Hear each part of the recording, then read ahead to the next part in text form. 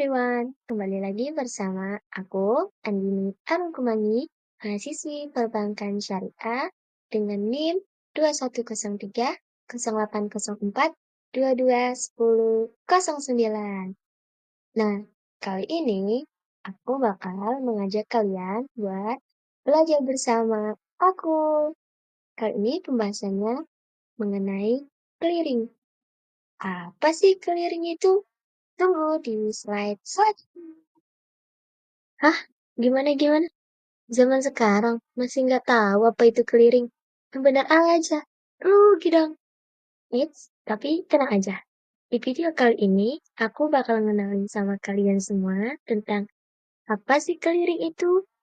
Jadi, stay tune belajar bareng Andini ya. Let's ganti-gantian kelangkeng. Nah, di pembelajaran kali ini, aku bakal ngenalin sama kalian tentang yang pertama, pengertian clearing. Yang kedua, tujuan clearing. Yang ketiga, proses clearing. Yang keempat, istilah-istilah clearing. Yang kelima, alur proses clearing. Yang keenam, jenis-jenis clearing. Yang ketujuh, peserta clearing. Dan yang kedelapan, siapa saja sih peserta dalam clearing? Jadi, jangan bosan ya. Nah, pembahasan pertama yang harus kita ketahui ialah clearing adalah proses penyelesaian dan penyeimbangan transaksi keuangan antara dua pihak atau lebih. Ini melibatkan pemindahan dana dan aset dari satu rekening ke rekening lainnya untuk menyelesaikan transaksi yang dilakukan. Clearing biasanya dilakukan oleh lembaga keuangan seperti bank atau bursa efek untuk memastikan bahwa transaksi dilakukan dengan aman dan efisien.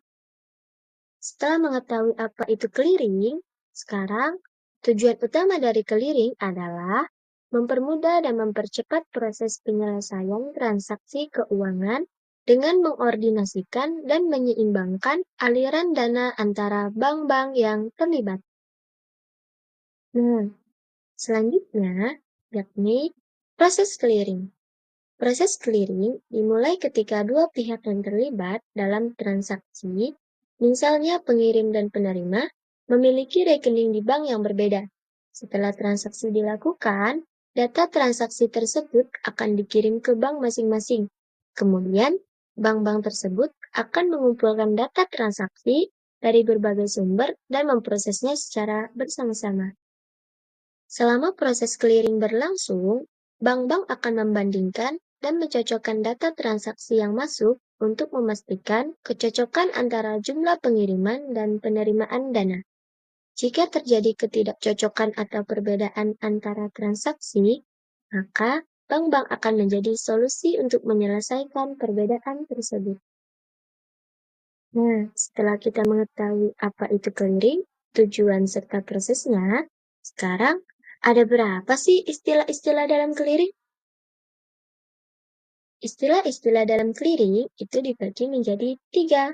Yang pertama, clearing keluar. Yang kedua, clearing masuk. Dan yang terakhir, tolakan clearing. Clearing keluar ini mengacu pada proses clearing di mana dana atas dari rekening seseorang dikurangi atau keluar dari rekening tersebut. Sedangkan clearing masuk ini merujuk pada proses clearing di mana dana atau aset ditambahkan atau masuk ke rekening seseorang.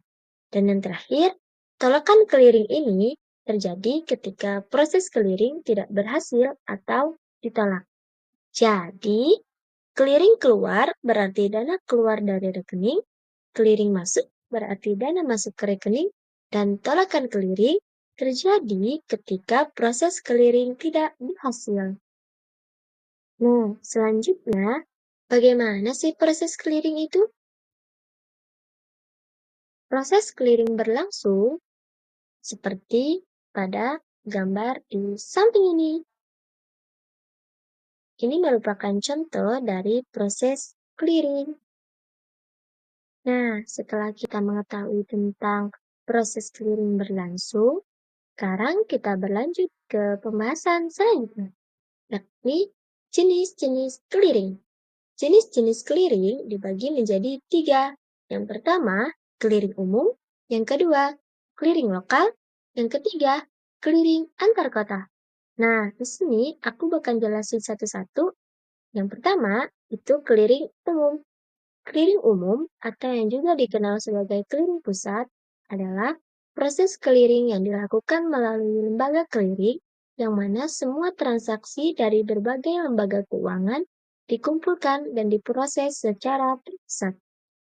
Dalam clearing umum, lembaga clearing berperan sebagai entitas pusat yang mengelola dan memfasilitasi proses clearing untuk transaksi-transaksi dari berbagai lembaga keuangan.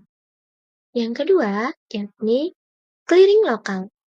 Clearing lokal adalah clearing yang dilakukan di tingkat regional atau lokal, biasanya di wilayah atau negara tertentu. Dalam clearing lokal, transaksi terjadi antara lembaga keuangan di wilayah tersebut dikumpulkan dan diproses secara terpusat oleh lembaga clearing lokal. Nah, yang terakhir yakni clearing antar kota. Clearing antar kota adalah proses clearing yang melibatkan transaksi keuangan antara lembaga keuangan di berbagai kota atau lokasi geografis yang berbeda. Dalam clearing antar kota, transaksi yang terjadi antara lembaga keuangan di kota-kota tersebut dikumpulkan dan diproses untuk memastikan penyelesaian yang efisien. Next, aku bakal ngebahas tentang ada berapa sih peserta clearing itu? Peserta clearing itu dibagi menjadi dua, yakni peserta langsung clearing dan peserta tidak langsung clearing. Peserta langsung clearing adalah bank-bank yang memiliki akses langsung ke sistem clearing dan penyelesaian. Sedangkan peserta tidak langsung clearing adalah bank-bank yang tidak memiliki akses langsung ke sistem clearing dan penyelesaian, sehingga mereka harus melakukan clearing dan penyelesaian melalui bank lain atau lembaga perantara. Setelah mengetahui berapa peserta clearing, selanjutnya kita bakal memecah lagi siapa saja yang menjadi peserta clearing. Setelah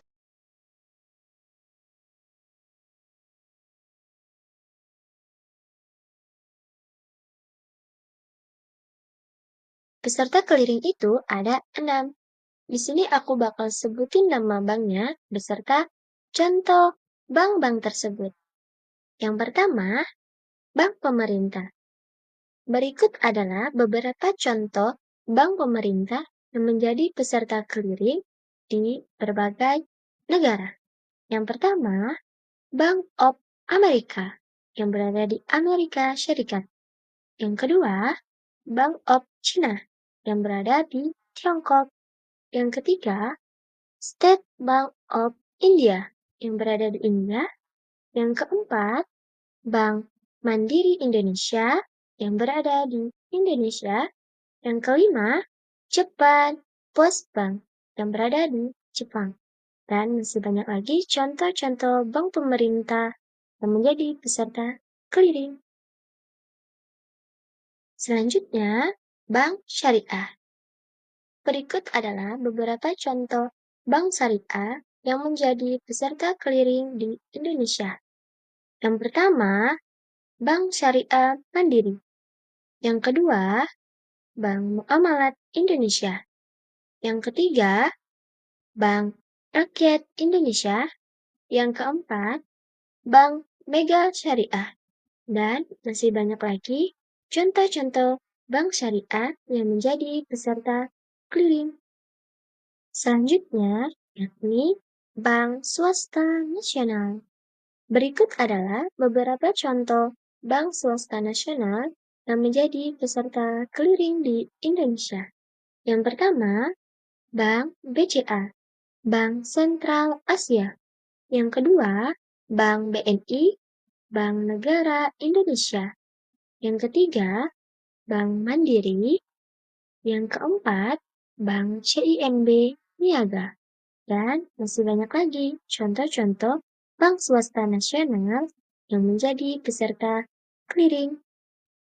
Next, bank pemerintah daerah.